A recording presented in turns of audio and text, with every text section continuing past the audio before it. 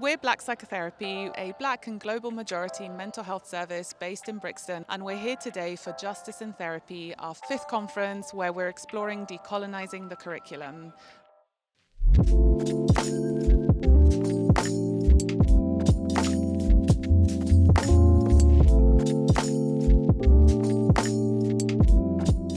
Today we have a mixture of poetry, we also have presentations from practitioners. We had a panel from City University that really explored how they're doing this work in their context.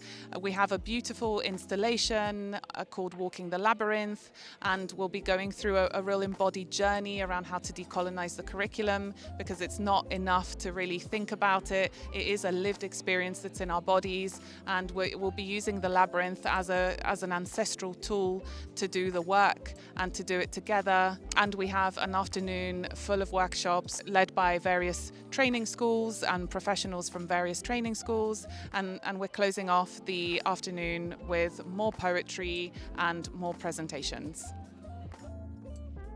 And I'm going to introduce who's here. So, Hi, I'm Temerson. I'm the service coordinator at Black Psychotherapy. Hi, I'm Angie. I am a trainee therapist at Black Psychotherapy.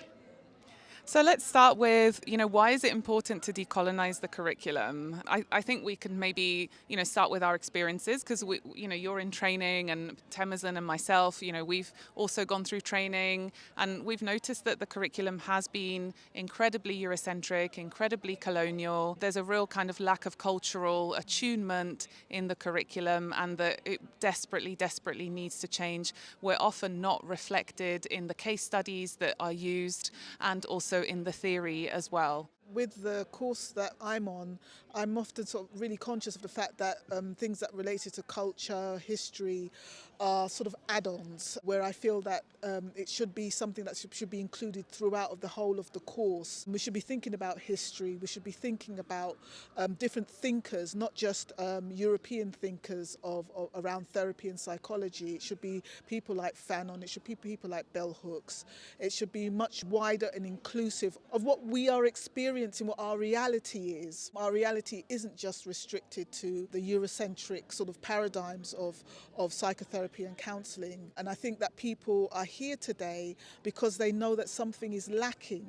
The fact that these thinkers are lacking, the cultural references are lacking, I think that's why people have come here today. I think there's a lot of harm that can be done when our voices aren't heard, when we're not represented. And I know personally for myself, in my training, we had a weekend and that was all that we had, and a final presentation, I stood up and did a presentation on white supremacy because it just wasn't available in my course. And I think that's a lot of heavy lifting that we're expected to do. Is we're expected to be the educators when we should be in that classroom and learning ourselves. So it's really nice to see so many people today and to have these conversations, and to see so many institutes that are talking about decolonising the curriculum. It feels really positive and joyful, was mentioned in the last conversation as well. And I think for us as a service, we've been working really hard to offer an alternative education and training provision, because the curriculum is so colonised that when people come out of training, often they don't feel adequately equipped to meet Black and global majority experiences. So we've been exploring how to offer a type of education provision that is fully rooted in anti-oppressive practice, the nuance of working with culture and intersectionality. I think it's important for training to really take risks and to take bold steps, to have radical conversations that don't happen at the moment in our profession. As we've heard today so far, there's been a lot of working in silos, and there's been a lot of institutional gaslighting, and that ultimately silences marginalised voices. And the whole point of Justice in Therapy is that we gather and we have conversations, and that we're able to then galvanise change off the back of that. The biggest dangers is that if we're not having a curriculum that's decolonised, that people who are practitioners who go out into the world and establish their practices, they're going to continue to replicate harm, to continue to replicate ignorance. They're going to also be afraid to look inward and think about what their role is in terms of perpetrating that harm.